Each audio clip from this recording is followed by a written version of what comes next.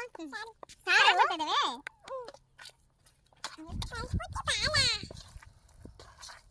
ಕೊಡು ಕಲ್ಸೈಟಿಗೆ ತಿನ್ಲಿ ಅವನು ಎತ್ಕೊಂಡು ತಿನ್ಸು.